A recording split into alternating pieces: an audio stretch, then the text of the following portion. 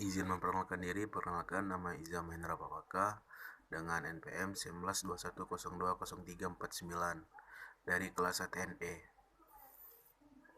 Di sini saya akan menjelaskan tentang pembaruan hukum Islam dan tujuannya. Pengertian pembaruan hukum Islam. Pembaruan hukum Islam terdiri dari dua kata, yaitu pembaruan yang berarti modernisasi atau sesuatu upaya yang dilakukan untuk mengadakan dan menciptakan suatu hal yang baru.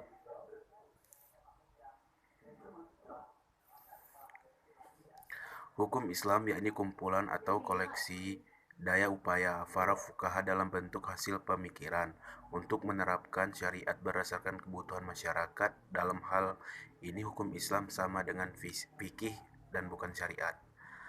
Pembaruan hukum Islam berarti gerakan ijtihad untuk menetapkan ketentuan hukum yang mampu menjawab permasalahan-permasalahan dan perkembangan baru yang ditimbulkan oleh kemajuan ilmu pengetahuan dan zaman. Baik menetapkan terhadap masalah baru untuk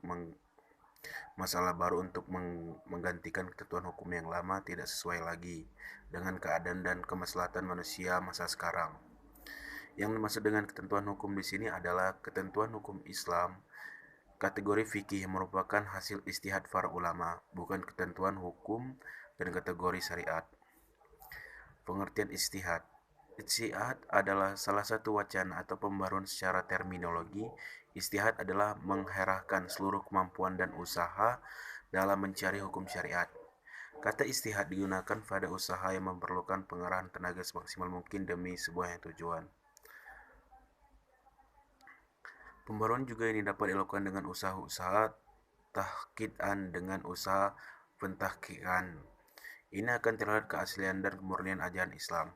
Cara ini lebih mudah dibandingkan dengan ijtihad, meskipun cara barangkali termasuk dalam wilayah ijtihad.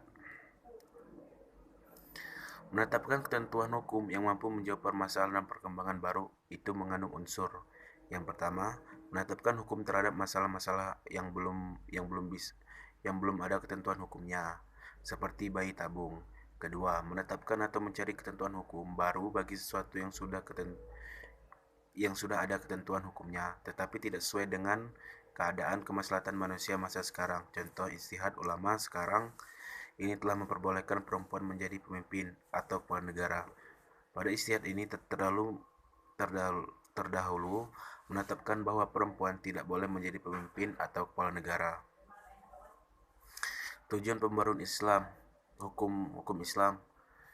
Yang pembaruan hukum Islam merupakan suatu keharusan bagi kewajiban yang mutlak.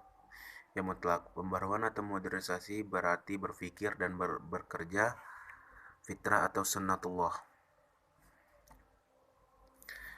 Yang hak dan sunnatullah yang telah menjewatahkan dirinya dalam hukum Islam, maka menjadi modern.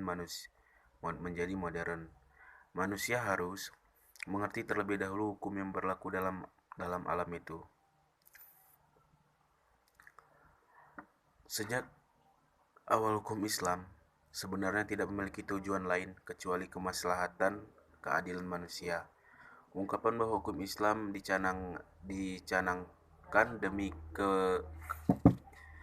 kebahagiaan manusia lahir dan batin dan duniawi ukhrawinya sepenuhnya mencerminkan kemaslahatan manusia. Mungkin itu saja yang saya bisa jelaskan. Kurang lebihnya saya mohon maaf. Kepada Allah saya mohon ampun.